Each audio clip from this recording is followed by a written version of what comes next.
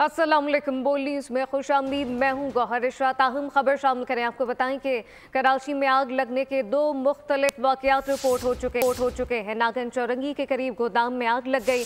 Fire brigade की 4 गाड़ियाँ आग बुझाने में मसरूफ़ हैं। इस मुतालिक मज़ीद क्या तफसीलात है, दूसरी जगह कहाँ आग लगी है, क्या तफसीलात हैं, खुरम गुलजार से जानते हैं। खुरम, बताइएगा।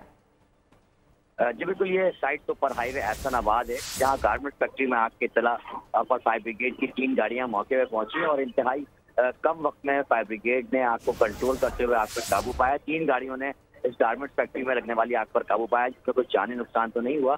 तमाम आग को कंट्रोल करके काबू कर लिया गया। दूसरा वाकया नागन चौरंगी मोड़ के करीब इलेक्ट्रॉनिक के आइटम का गोदाम है, जो कि फ्लैटों में बनाया गया था। उसमें अचानक से आग भड़क उठी है, जिसने देखते ही देखते पूरे गोदाम को अपनी लपेट में लिया है।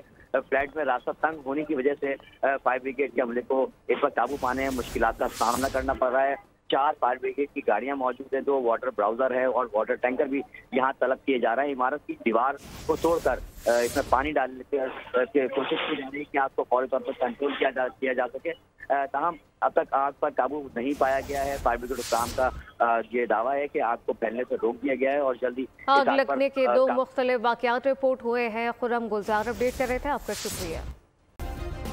सब्सक्राइब करें और बेल दबाएं ताकि कोई खबर रह न जाए।